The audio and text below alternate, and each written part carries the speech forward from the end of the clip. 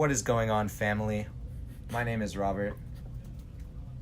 My name's Aiden.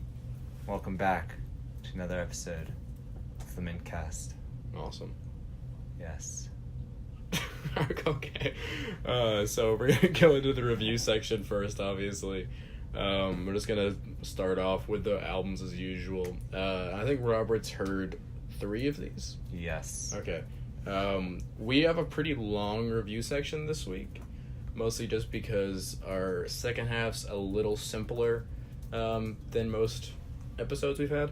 So we're going to kind of pack in this section. So the first album we want to talk about is probably the biggest release recently. There's a lot of releases though. We're pretty divided on this one. Astro World by Travis Scott.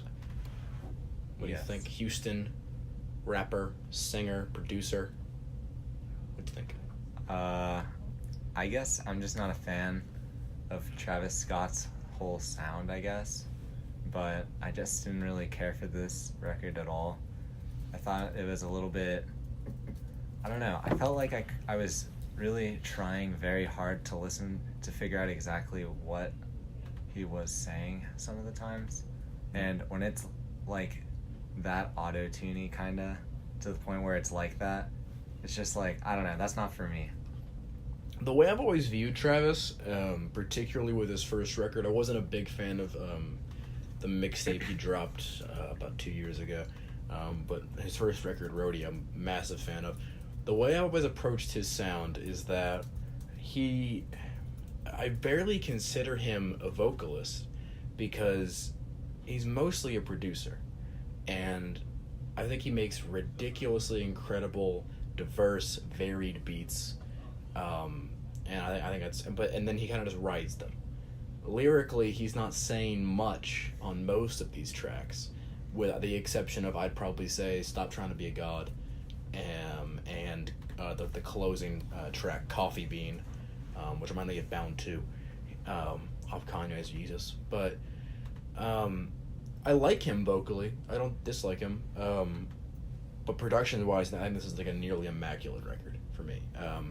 Particularly tracks like Sicko Mode, tracks like Carousel, which are in a row, tracks like No Bystanders, just the amount of beat switches he can work into one track.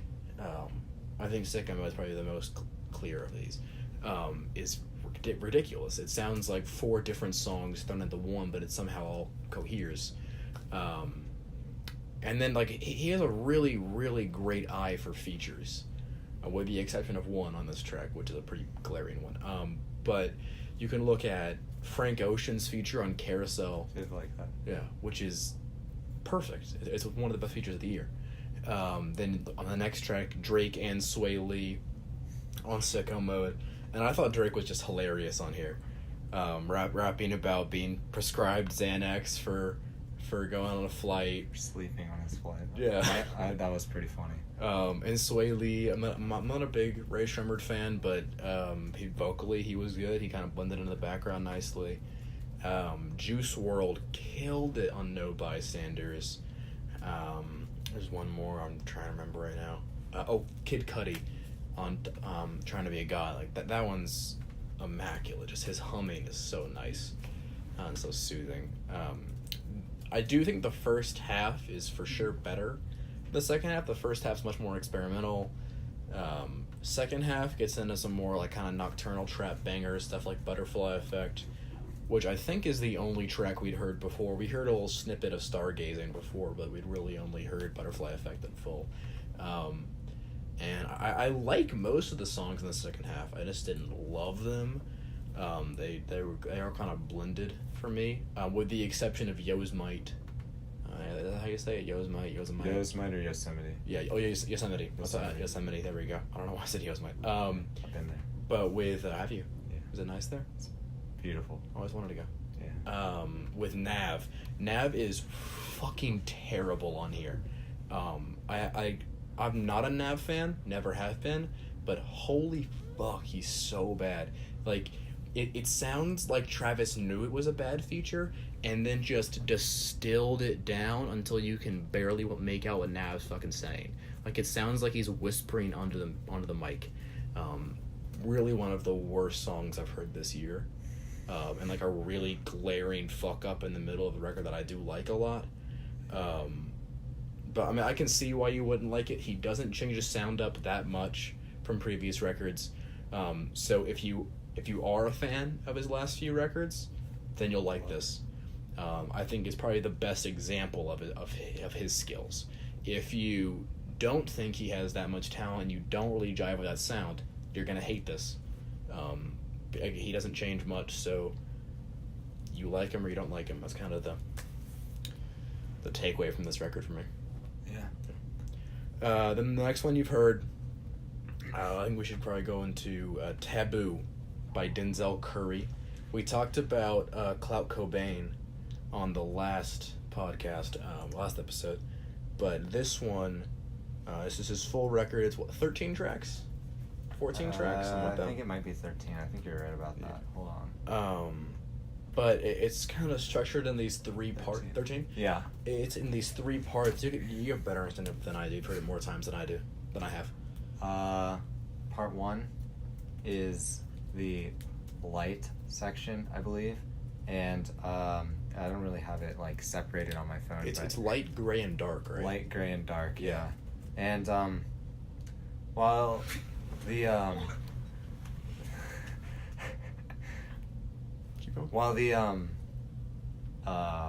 sound is you can kind of, it's not super ginormous sounds. Like he'll still go in hard on some of the light tracks, but the whole like kind of vibes of the tracks change throughout the record, and I just find that to be just a fascinating concept. Yeah. And just because like it's on the light section does not mean that it's like gonna be a, you know, Flower Boy like track where it's all it isn't fluffy at all. No, not at all. It's still like, it's emotional. it's still very emotional. Which and is stuff.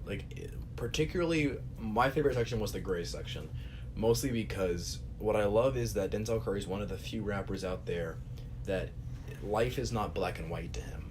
I think gray is Denzel. It's this entirely gray zone of morality that he lives in, saying that, you know, I aspire to be a good guy, but I've also lived a life of, I grew up around crime, I still do crime, but I attempt to not glorify it, but in a way, by rapping about it, I am glorifying it to a certain section of people.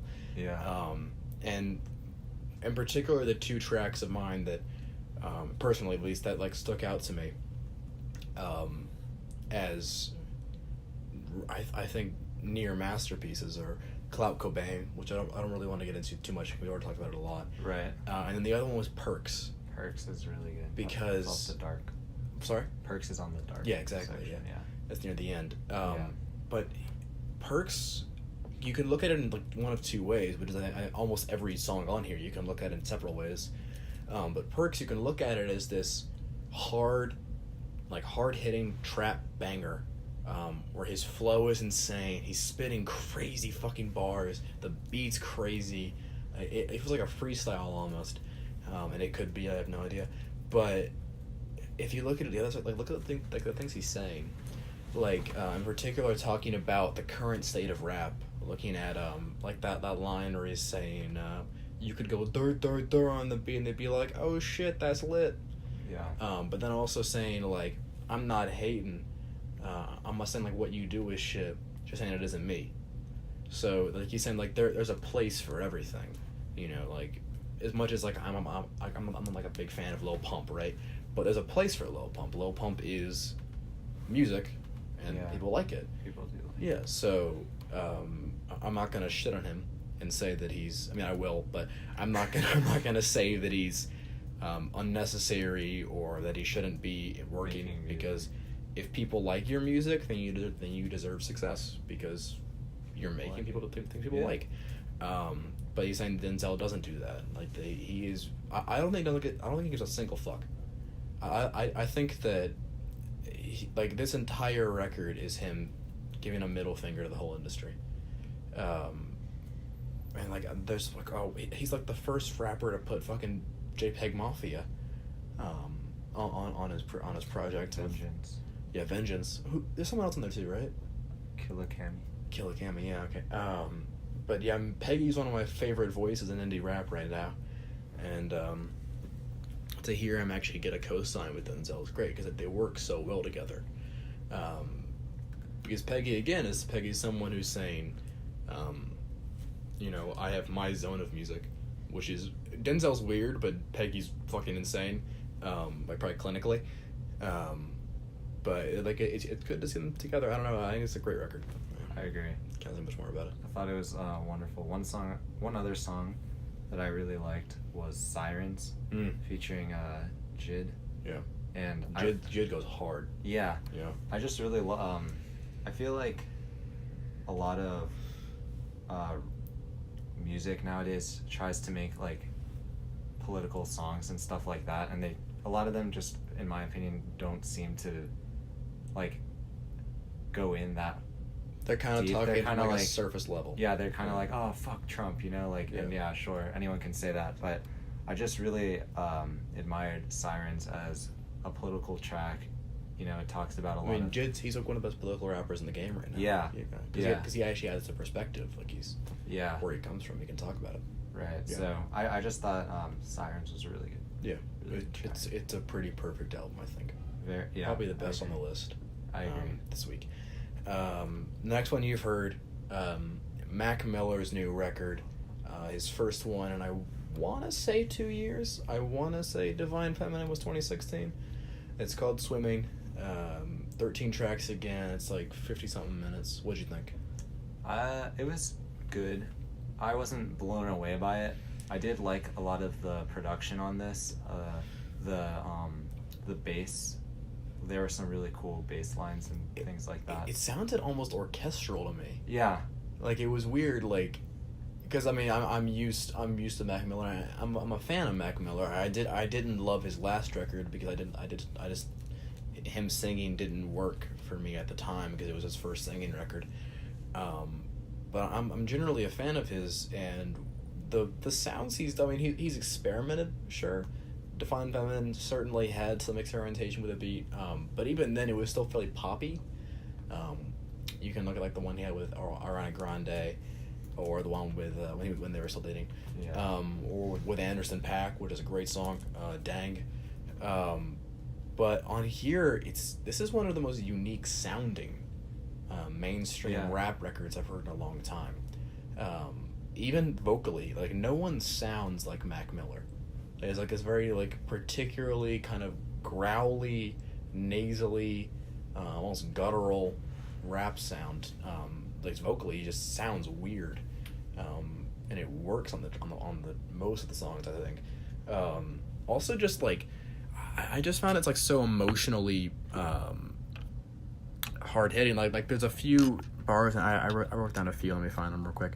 Like when he's saying, I've been going through it, you just go around it. He's talking about, I mean, he's had issues with alcoholism, drug abuse, breaking up with Ariana, a lot of like really heavy shit in his life recently, and he's saying that everyone else just kind of skates around that pain, but I've actually gone through it. I've actually succeeded in escaping it a little bit. Or saying shit like, no relaxing, kicking back, this ain't exactly in the plan, I can't get no satisfaction. God damn, they saying I've been gone too long. I could just tell them fuck you when I come on too strong. My God, it go on and on, just like a circle. I go back to where I'm from. Saying, I mean, it's almost like the cycle of pain. Yeah. And the other one, like there's one track that I absolutely fucking loved. I think it's the second to last track. 2009. Remember that one? Yeah. Yeah. There's just so many fantastic fucking bars on there. And my one issue with it, and what kept me from thinking that it's a great record, I think it's a good record, but it's almost too sleepy. Like I'll be honest, like I almost fell asleep during it, but it wasn't out of lack of interest. It's just so like overly calming to a certain point. It's really calming. All the production is very mellowed. Yeah. And, like, he's going hard lyrically, but not vocally. Like, so, it's for sure, and, like, from an art perspective, I respect the fuck out of it. Yeah. From, like, a listening perspective, it's a little hit or miss. But overall, I think it's, like, a pretty solid comeback for him. Yeah. Okay, dope. And then the rest of these, I'll just go kind of quickly through them because Robert has not heard these. No, it's good, man. So, like, the one that I loved is called Stay Dangerous. It's YG's new record, 50 minutes. I think it's like 17 tracks. This thing is so chock full of just pure fucking bangers. Shit like Handgun, Big Bank, Too Brazy, Power, Slay with Quavo on it. And YG just has like a very specific Compton, or he was a Blood, so Bompton, sound to him. And I think he's like utilizing trap right now, because I think like he lyrically is going fucking hard, but he's still using very standard trap production, but then he's fucking with the way that he rides it, because trap's very easy to ride. Not saying that there isn't like skill involved, but it's a very simple kind of beat to ride. So what he does is instead of just doing the same kind of flow you'd hear, he switches it up a little bit. Not too much. He still sounds like a trapper, but it's different. And then like I've never heard him be kind of like thoughtful ever. And he every now and then he gets a little bit deeper on here. One track that I hated was called 666 with Young Boy NBA on it. Fuck that dude. Fucking wife beater. But what's interesting about that track is that it's this really boring, kind of sleepy trap banger for like the 3 minutes of the song.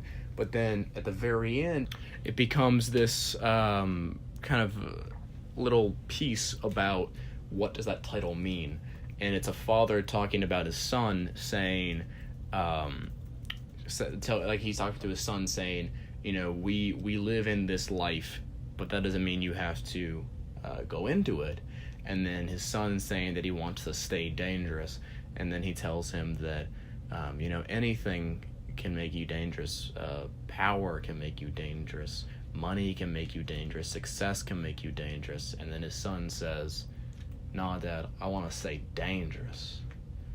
Talking about like how you can get caught up in this image of looking at the life around you and saying, "I want to be that," and the hardest version of that, so you can prove your worth. Which I thought was weirdly deep for him. And then like some of the closing tracks, the closing two in particular, he gets again deeper than usual. Bompton's Finest is the closer. It's a fantastic track. It's not like an amazing record or anything. I didn't walk out changed, but it's I think it's a really good comeback for him. I was a little worried going in. When I first heard Handgun, I was a little iffy on it. But in context of the record, it's really great, particularly where it's placed. It's a pretty solid record. Then let me see what's next. Then we've got Amanda Shire's new record, To the Sunset. I liked it a lot. It's this kind of dreamy computer pop record, but also like kind of like a southern twang with her voice. Production's great. Her vocals are great. Lyrically, it's pretty solid. It's a little long. It's like 32 minutes. I could have gone maybe with like a 25-minute record from her. But maybe she can get a little more concise with her next record. I'll be pretty excited. Then we've got Kill the Lights, Tony Molina, which has the almost reverse issue, where again, I liked the production. It was pretty solid. Then I liked vocally, he's very impressive. He's a San Francisco artist. It's kind of like indie folk rock. But the issue is that it's 10 tracks and it's 14 minutes. Almost every track is under a minute and a half. And yeah, and he's getting great points out there. He doesn't wane vocally. The production never gets boring. So I don't think it's an issue of like he doesn't have a lot of talent, so he can't write a song. Like when you look at what, like maybe like X would drop songs that were like 45 seconds long because he couldn't ride a beat for too long. But this guy clearly has the talent. So maybe if he just, makes a longer record next time, I'll get a better impression of him. But walking out of this, I was like, I like you, but I took nothing from this, really. It's okay. One that I liked a lot, I think it's like one of the year's best albums, is called The Mighty Thread by Michael Now. It's a really, really great indie folk rock record. He does like this very kind of stripped back sound with the instrumentals, and then his voice kind of sounds like very nostalgic for like I'd almost put him in like this like late 60s sound vocally. It's a really solid record. I think it's like 10 or 11 tracks. Yeah, I mean it's not like, I mean, okay, no, actually I do think it's pretty amazing. But it's for sure a pretty specific sound. You do have to be into that kind of wave that's kind of going through the Midwest and East Coast rock scene right now. If you're not into it, you're not gonna like it.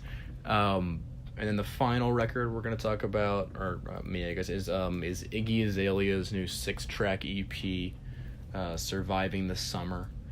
It's pretty bad. Pretty bad. I don't really have much to say about it. I kind of hated every sound on it. It sounded like she was kind of trying to ride like the Asian trap wave.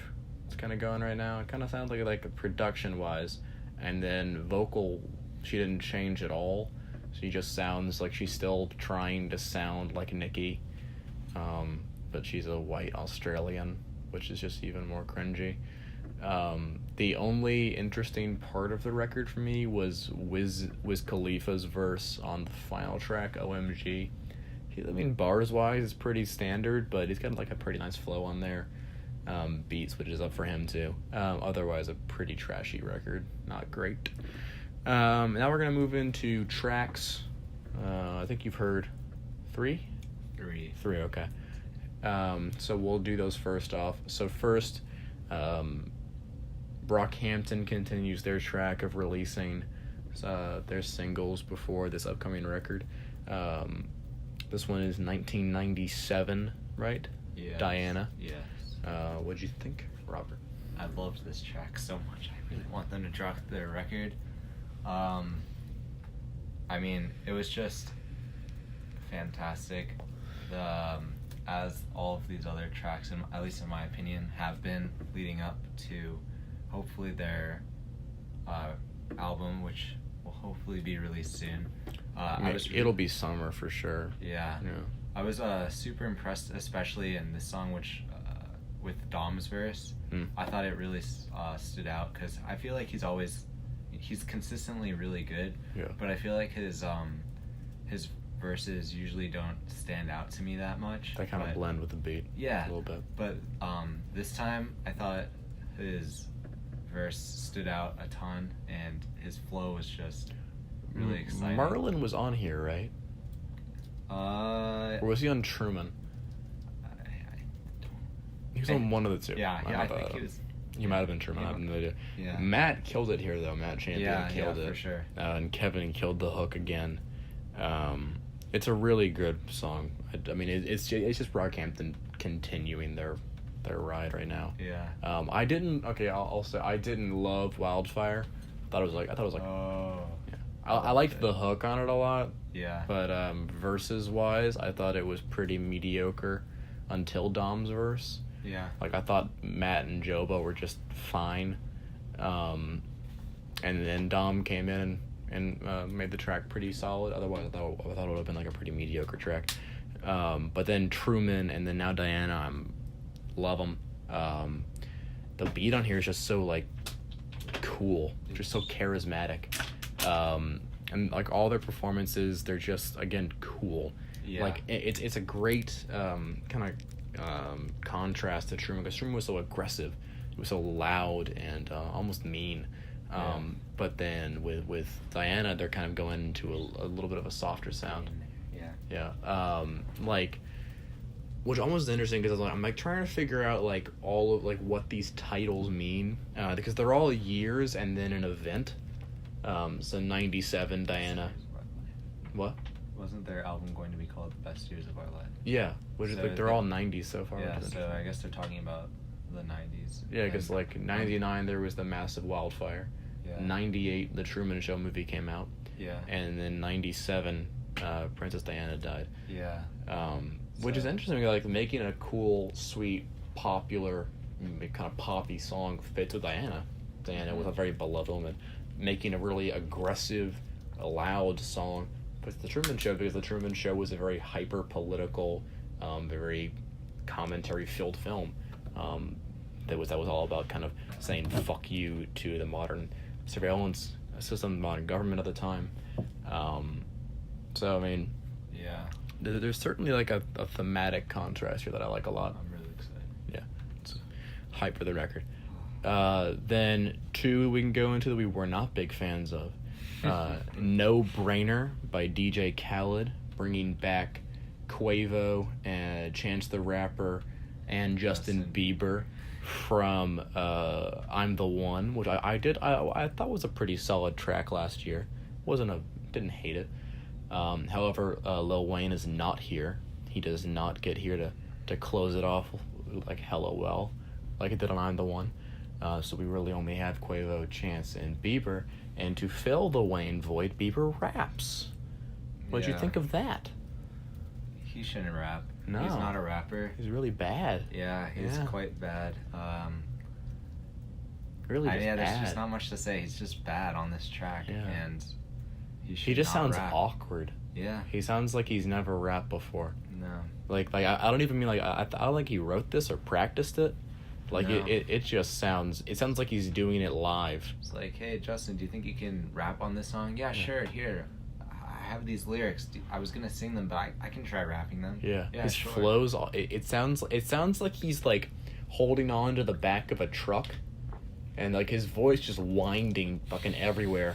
It's just so inconsistent. Yeah. And the video's so fucking funny. It's so bad. The best. Yeah, Quavo sounds lean the fuck out. Chance sounds weird, which is weird.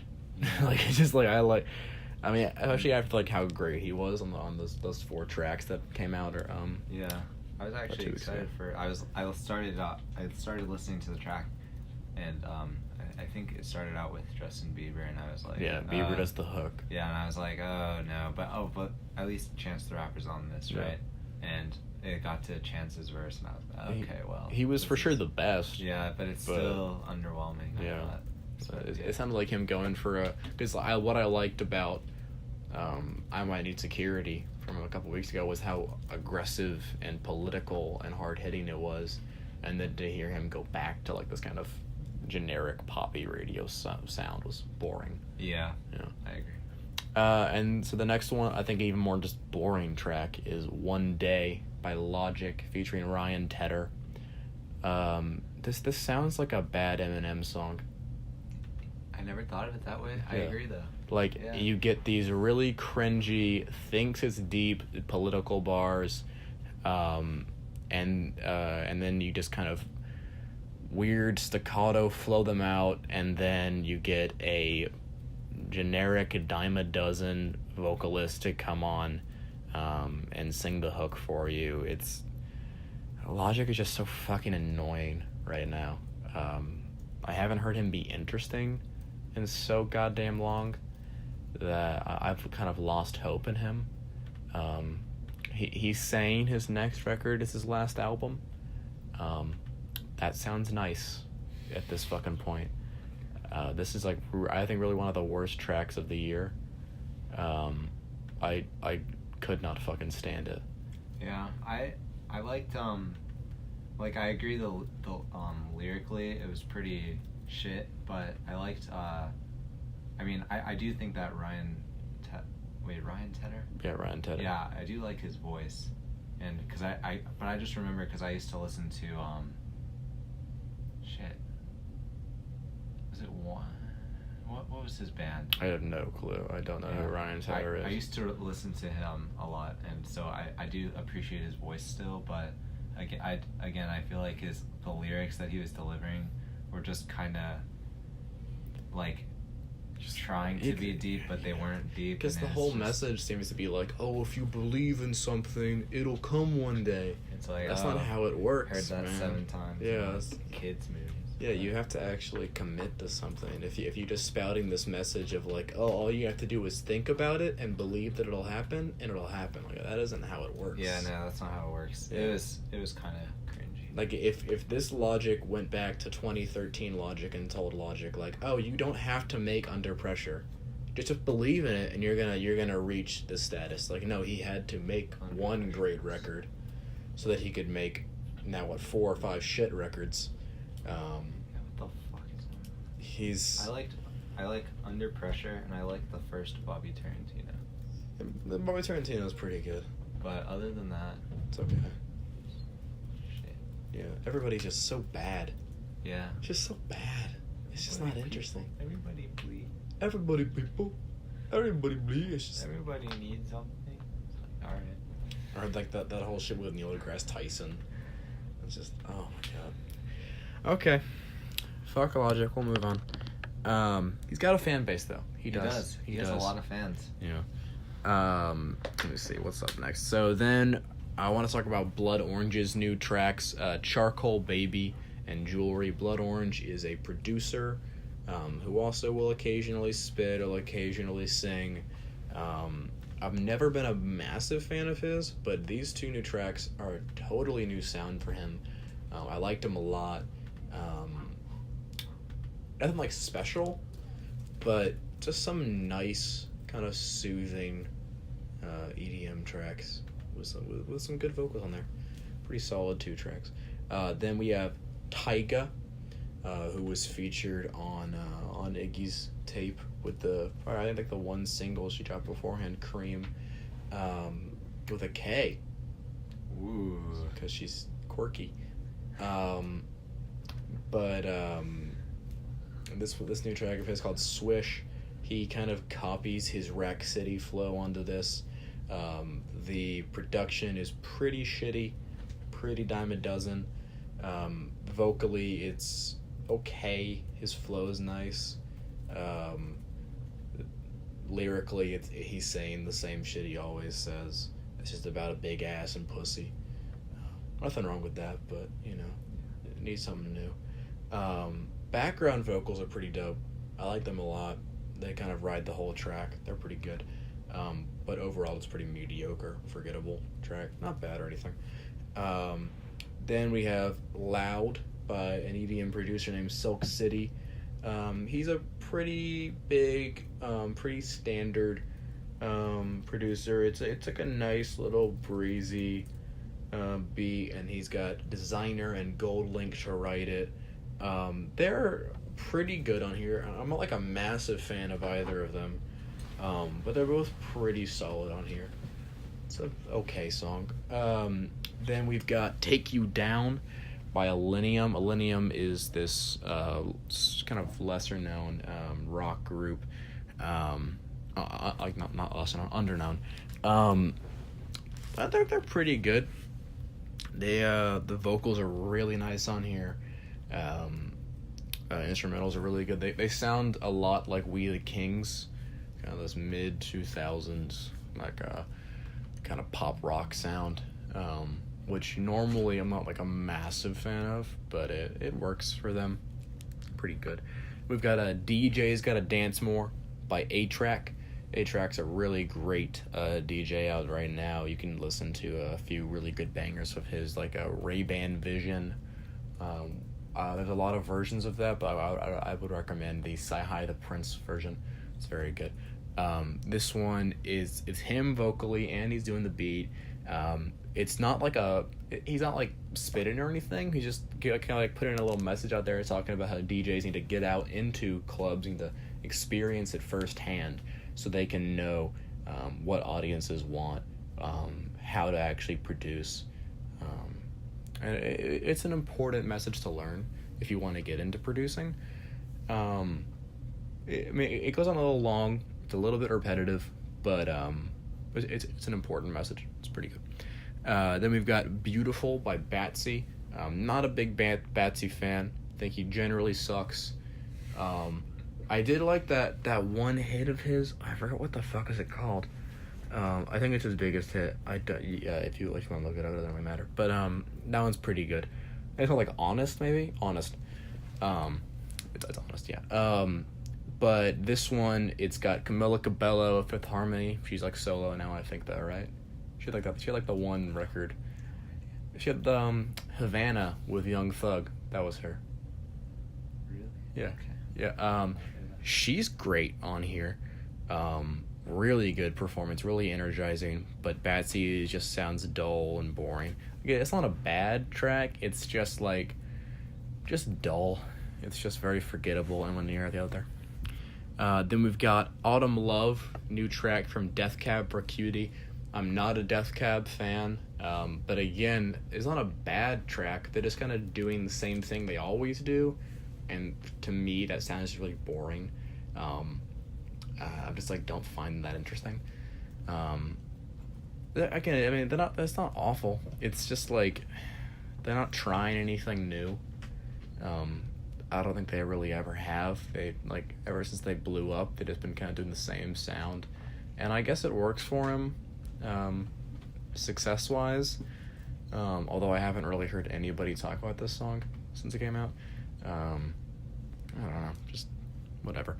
Then we've got Interpol's new track, number 10. Interpol, really great pop-punk band from the mid-2000s. One of the best pop-punk records ever. What the fuck is that record called? Came out in 2003. It's very good. I don't know what it's called.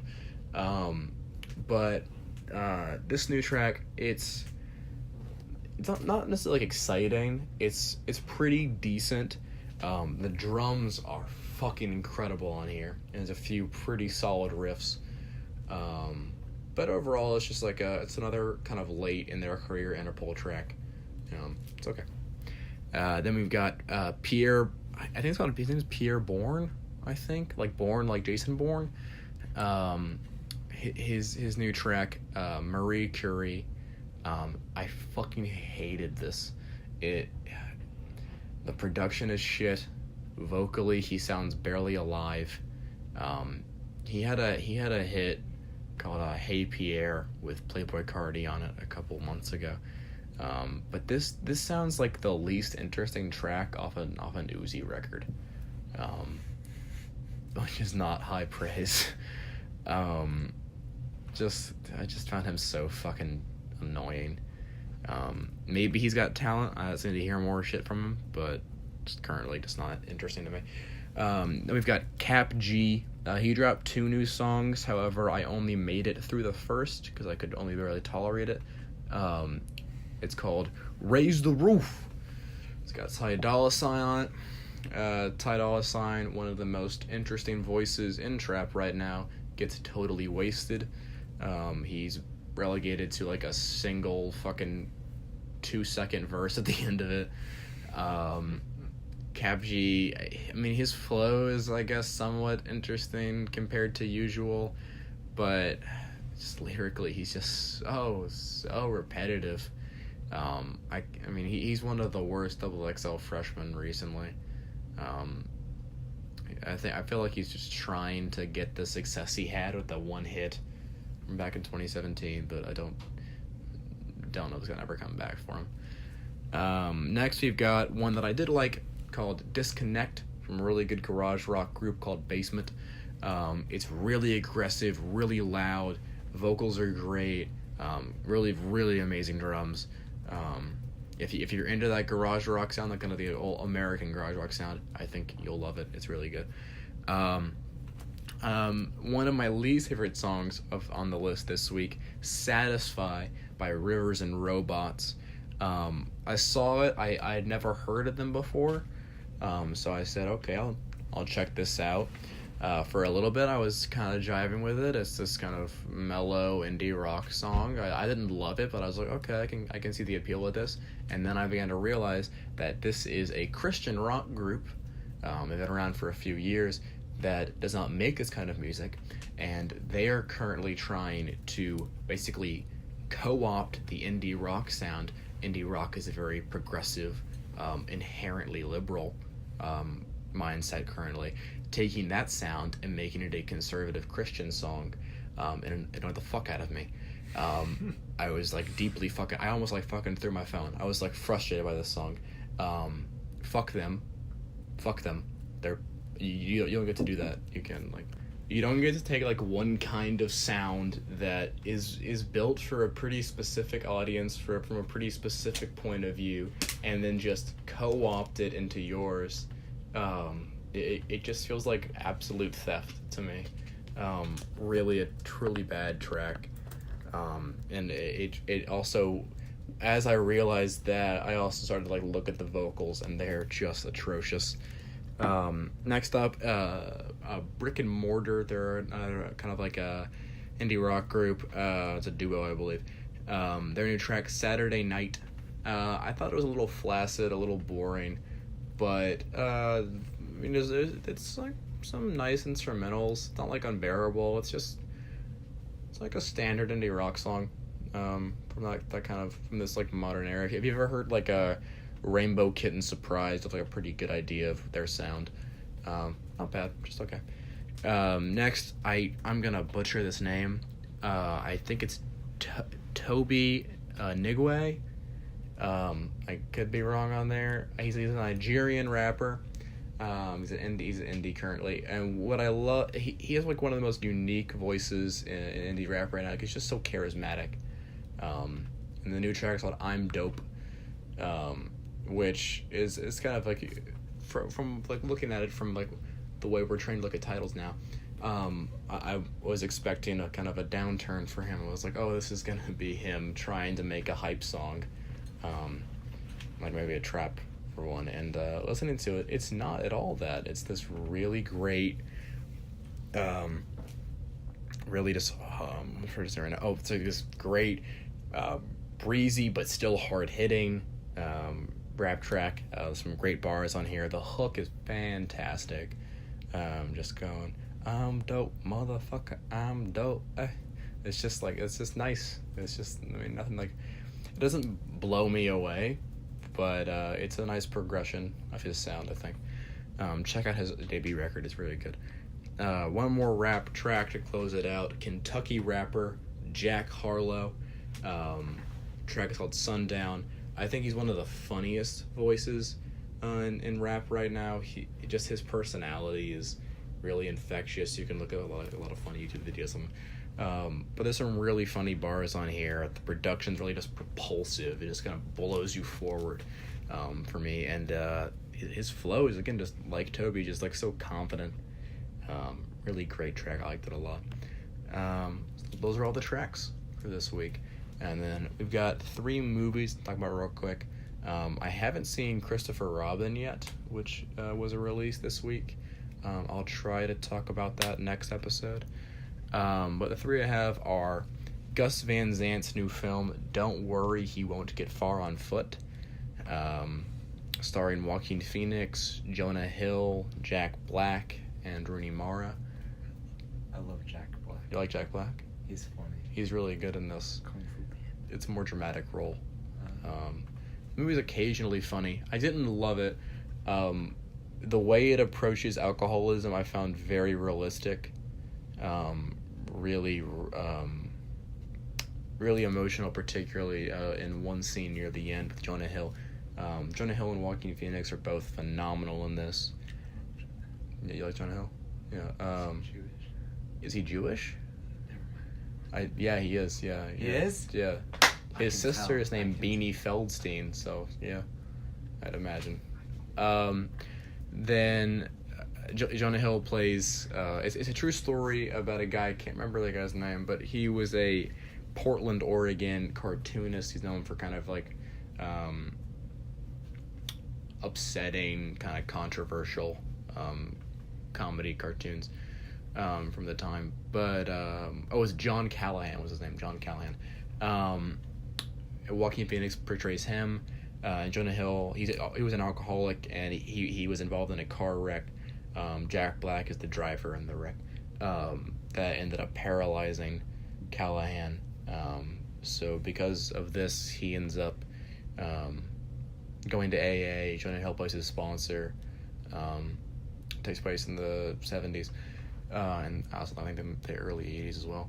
But some great costume design. It looks very real. Phoenix and Hill are great. Rooney Mara is completely wasted as a girlfriend of Joaquin's who just floats in and out of the plot whenever they need her. Van Zandt kind of gets in his own way with this movie. The third act is pretty perfect, but the first two acts, he does this odd structure choice where he'll kind of go back and forth between these like 4 different periods, but there's no clear indication of where you are. And because a lot of them can be so similar, it becomes frustrating trying to figure out where they are. Because it isn't like that interesting or unique, so I don't really have like that mentality of being like, oh, this is cool and different. I've seen them before, but I've seen them better. So I it's for sure better than Van Zandt's last few films that were all just at best dull and at worst awful.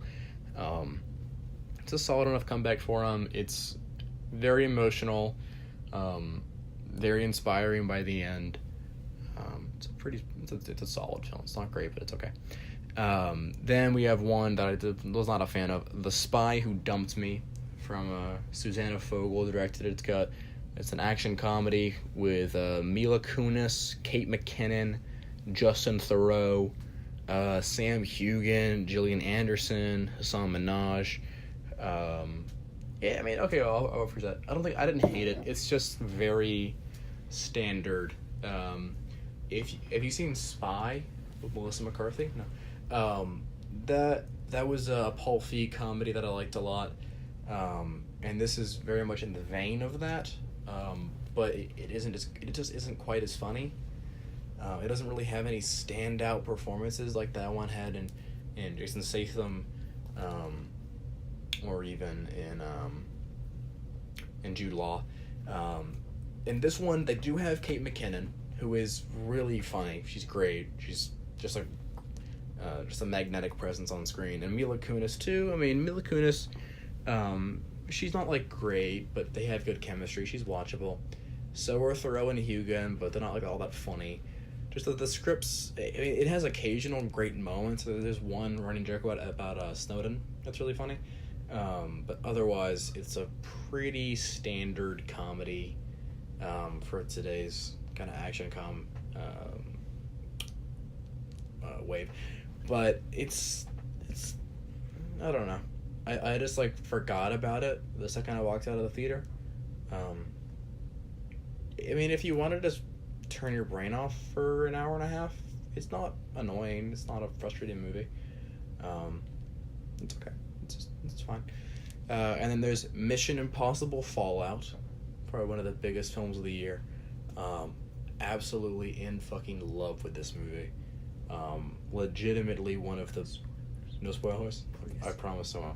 Legitimately one of the best made action films I've seen maybe ever. Honestly, I've thought about it a lot in the past week and a half since I saw it. Tom Cruise is phenomenal in this.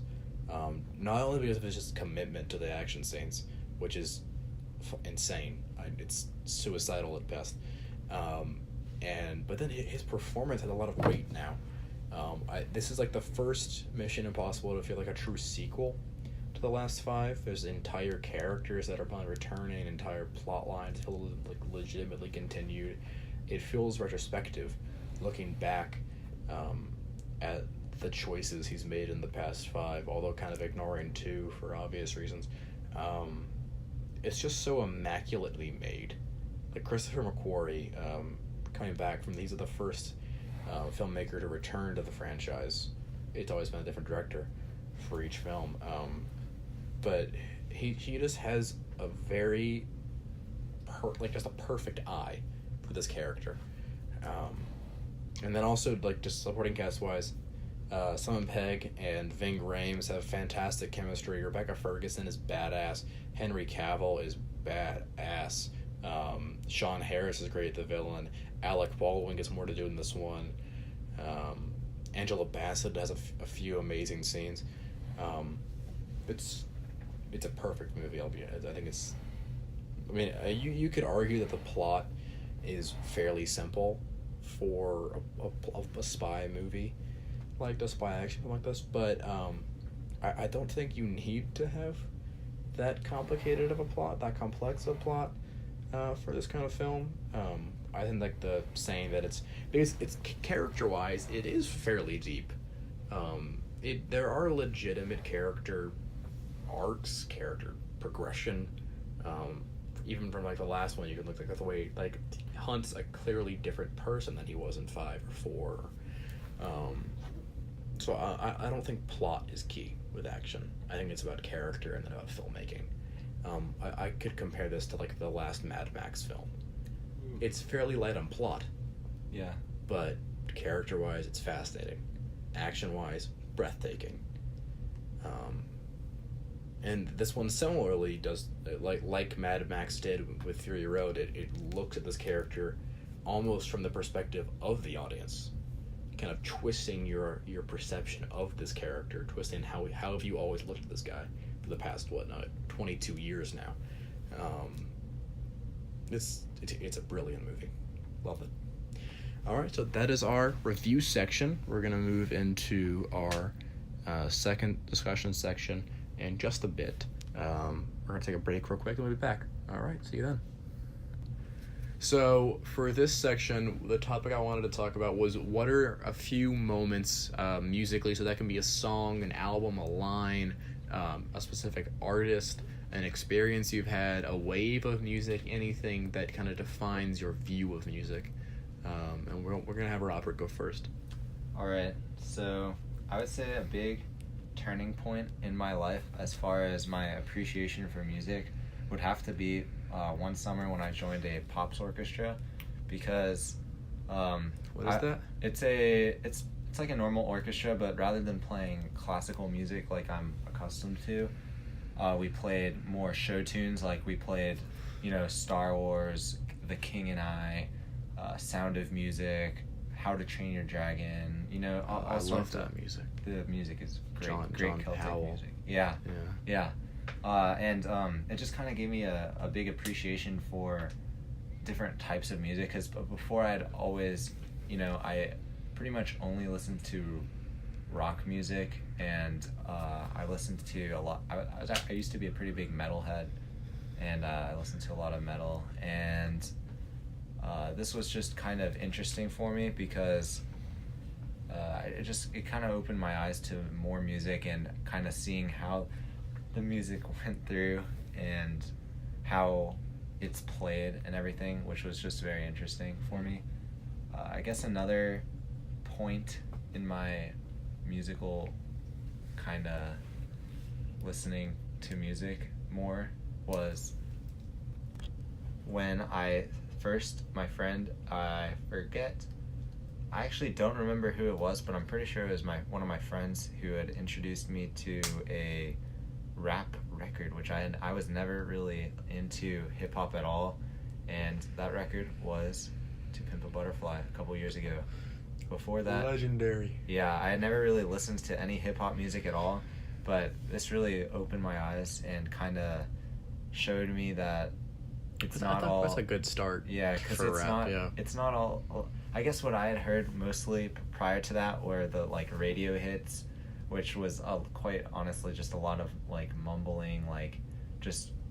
What year was this? Do you know? It was was 2015 is so the year it came out. Yeah, okay. I believe so. And I mean, I was so underwhelmed by all of the radio hit rap music at the time, because sure, I mean, it was catchy, but a lot of it I just found to be repetitive and just not that interesting. There wasn't a lot, going on. Sure, there was some cool, interesting, sounds with the beats and everything, but To Pimp a Butterfly really just kind of opened my eyes and showed me what is going on, in all of these songs. It's not just about that, it's also about the, it is about the beats, in that album, the jazziness and just how interesting it was, and then the lyrics, obviously, Kendrick Lamar, fantastic, and that really opened my eyes. Ain't for free. Yeah, you know. Yeah, I don't know. It just really opened my eyes to that. And I guess another one, this is my last one, I guess, it would be when I listened to Mild High Club's Skip Tracing. Mm-hmm. I've always been like a indie rock fan, but this was way more, you know, psychedelic, especially in the second half of this album. Than It wasn't your standard indie rock that you were used to. It's not what I was used to listening to, and it just was so interesting. And I still, like, I was listening to it, maybe it wasn't yesterday, it was like a couple days ago. I was just, again, listening to this record because it is just so interesting to me how everything kind of comes together. There's these weird sounds that I'm not used to. There's these things that, like, to the untrained ear might sound bad even, but just the musicality of this the album Skip Tracing is just so interesting to me. And I don't know, it just really opened my eyes and made me realize what music can be, kind of. And so ever since then, I would say I've just been listening to a lot of more abstract music, like not all of their records, but King Gizzard and the Lizard Wizard has some. Yeah. The one especially with actually with Mild High Club was very, you know, dreamy, and I've just been listening to a lot more variety, I guess. And I think To Pimp a Butterfly and Skip Tracing are two albums that really just defined how you look at music. Defined how I looked at music, yeah. Okay. And the Pops Orchestra also just kind of gave me a new appreciation of what music can be, and how perspective. Yeah, and like a new perspective, especially because at least in my opinion, I feel like playing and performing music is way different from listening to music, because you have to appreciate the technique and everything that goes into it. And that's why I love, and I still love playing and performing classical music, because just the technique and the precision that these composers put into their music is just fascinating. Everything comes together in these really interesting ways, and it kind of opened my eyes to, you know, music that you might listen to and you might be like, yeah, this is a great, you know, for Star Wars you might be, yes, this is great, this is an amazing fantasy, like, sci-fi song, but you never really realize, like, what goes, like, everyone, if you ask anyone on the street, they can hum the melody and everything, but playing in an orchestra and everything, you hear all of the different things that are going on, and you hear all of the things that are happening, and these little tiny details that maybe you wouldn't notice if they weren't there, but the fact that they are there just adds so much, and it just really helps me appreciate music. Okay. So those are good. Yeah. I'm just gonna we're gonna have to speed it up real quick, so I'm just gonna kind of go through mine real quick. So like, when I was young, I didn't really appreciate music at all. I like barely listened to it ever. But when I want to say about, I think I was 12. My brother showed me The College Dropout, and that by Kanye, and it's what like Kanye got me into music, which I think is why I kind of excuse a lot of his shit. But just like hearing that record, knowing that you could take all these varying and insanely different sounds, incredibly diverse, and throw them all together to make a point about your life, about life in general, just kind of changed how I looked at music. One more that changed how I looked at music again, it taught me the lesson of context and perspective shifting, is Kendrick's Swimming Pools. Because when I first heard Good Kid, Mad City, I thought it was a good record. I thought it was fun and unique, and it was certainly conceptual, and I understood the story he was trying to tell me. But when I heard Swimming Pools, I was like, oh, this is a really cool, catchy song. But then going through my own struggles with alcoholism and stuff like that, just the it gave me a new context. I understand like that he made this song almost very specifically for people who've gone through that. It's because it's as a song, it captures all the excitement and all the pleasure you get from the moment, and then lyrically, it's talking about the come down and about the moments when it isn't in your life, and how when you're so used to the only pleasure being that, how instantly you can go down a hole. This changed again how I look at music in general. One more that changed how I look at music is one that it's a classic as shit song, but I only heard it a couple years ago. I always forget the full title. I always Paradise by the Dashboard Light. Yeah, by Meatloaf. It's this, it's like the song where like the girl's saying, "Will you love me forever? Will you love me?" And then him just going, "Let me sleep on it, baby, baby, let me sleep on it." And then talking about how he promised her he'd love her forever, and then saying how like love her to the end of time, and then now I'm praying for the end of time to hurry up and arrive. Like it gave me the idea that like music can be funny. It can capture sort of the redundancies and whateverness of life, and put it in the song. It just blew me away. Which I was late to hearing it, but still, I mean, it was one of the first times I'd ever heard a song that was capturing like very specific, relatable moments that almost all of us that have ever been in a relationship ever had, and it was just fucking funny, and like the other two were teaching me that music can tell a story. It can be serious, it can teach you something. This is just saying, hey, you know the story. It's funny, right? Yeah, that's it. Those are my three.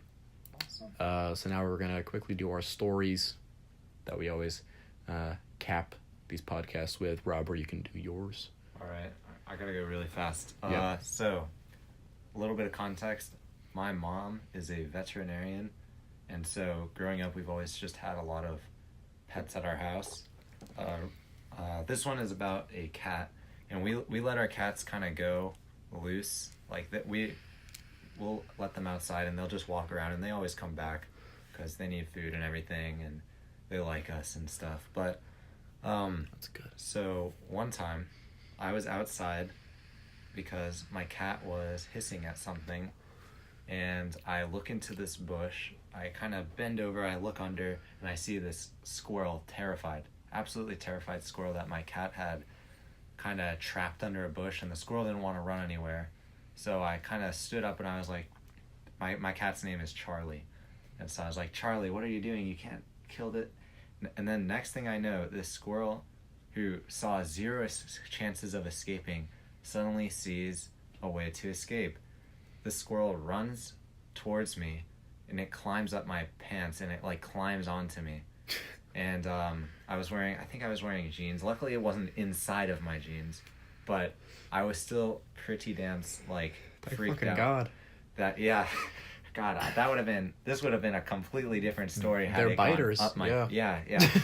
So, luckily it was on the outside of my pants, and I guess it just thought of me as a tree or something, so it decided to run at me, and I immediately was like, "Oh my God, this is like I was just freaking out, and so I just started running. I didn't really know what to do, so I started running and kind of like swatting at the squirrel, trying to get it off of me, and my cat was just like, the look on my cat's face, he looked very happy watching this all unfold, and so finally the squirrel jumped off of me and it ran up a tree, and I had to bring my cat inside because he was very paranoid and like trying to find the squirrel, like where did it go? And but yeah, that was it was a very scary part of my life that could have ended way worse. Robert has to dash out, so I'm gonna move through my story real quick. So this is a story from, I want to say this was like this was like early this summer. I think it was May, and I had a free house for the night for a few nights actually. But one night I had my buddy Yafet, who we recorded the first episode at his house. He probably won't be on here. He doesn't like to do podcasts. But it was him, the guy named Daniel, and then a really good friend of mine named Stefan, and they were over for the night, and Yafet and I traded shots pretty much the whole night. I'm a big fan of like making drinks. I was not anymore, but I made drinks all night for him, and he'd never been drunk before, so I kind of slowly, but I slowly watched him realize what it was like, particularly in this context of this trading, and as I got procedurally worse and worse over the night and more intoxicated, I just kept giving him more and more. I should have, if I was sober, I would have been like, oh, you should not have this much for your first time. And then he ends up passing out. I go downstairs, Daniel and Stefan, they're high as shit. And then I come back upstairs to check on Yafet. Yafet is sitting on the table, and I'm like, okay, let's get you to bed. I lay him in on the couch with a blanket, and then I go to bed with my dog, and then I'm asleep for I think about 45 minutes, somewhere around there, and then my dog starts barking, and I'm like, oh, what the fuck's happening? I wake up, and I hear Stefan just go downstairs. He just goes, oh fuck, and I'm like, oh, this is not good. But I'm the hangover is somehow already kicking in. So I'm like, my head's fucking rolling. I'm like, oh fuck. So I go downstairs. I'm like, Stefan, what the fuck happened? And he says, Yafet threw up everywhere. And I'm like, what? No, what the fuck? He's joking. I turn to my left. Yafet is lying face down asleep, his face caked in his own vomit. And I try to get him to clean it up. I say, Yafet, clean this. And he just goes, wait, to clarify by vomit, you do mean this vomit? As if there was more vomit in the fucking house. And I told him I'm too fucked up to like think about this clearly, so I'm like, I hand him like a roll of paper towels. I'm like, clean this. So his idea of cleaning it is to just wipe it off the couch and then onto my rug, which then seeks into the rug, stinks the whole fucking house. I spend the next 3 or so hours cleaning it up, and then I finally go to bed. And then when I wake up in the morning, Yahweh's gone, and I'm like, what the fuck? I thought he actually might have like walked out and fallen and died for a little bit. I was worried. And his shirt is still in my house. His wallet's good. It's gone because he puked into his wallet somehow. He must have cleaned that and left. But and I according to him, he left like with a hoodie on and no shirt. But there was like a solid 20 minutes where I'm like, did my friend die in my house? I had to like, I walked into every room and I walked like around my neighborhood for like 15 minutes at least. I was like, wow. Because I was like, and then he called me. For him? He called me. I should have just called him first. Yeah, you should have just called him. I don't know. I was too fucked up. He was just like, it was the first time I'd actually seen someone just like basically degrade them, like just like fully just degrade, just become like not even a fucking person. For a little bit. He said some interesting shit too, but it was just a weird fucking experience. That sounds really interesting. Probably traumatizing for him for his first time. I guess. I don't know. You don't, yeah. Robert's a good boy. Yeah. Which is good. That's a good thing. Say it like that. But yeah, just a weird fucking night. Kind of shitty at the time, but in retrospect, just fucking hilarious. Yeah, okay. That is our podcast. That is episode 4 of the Mintcast. Yeah. Well, I think I'm going to record a few this week, so we'll probably have a lot, like, in succession for you guys, maybe 5 listeners. We have a lot of fans. Oh, for sure. I have a lot of fans. What? Do you love your fans? I love my fans, Zach, yes. Sure. Yeah. I love your fans as well. Thank you, Robert. Yeah, Robert doesn't have his own fans. Yeah. Honestly, he is the selling point of this podcast at this point. I've been in the past 3. Yeah. All right. Yeah. Because you have a good perspective, Robert. Thank you. And I enjoy your conversations. Thank you. Oh. I have to go. Robert has to go. I'm supposed to be home in 2 minutes. So he'll have to work that with the drive. But Yes. Again, thank you guys for listening. This is the Mintcast. Have a great fucking time. Bye.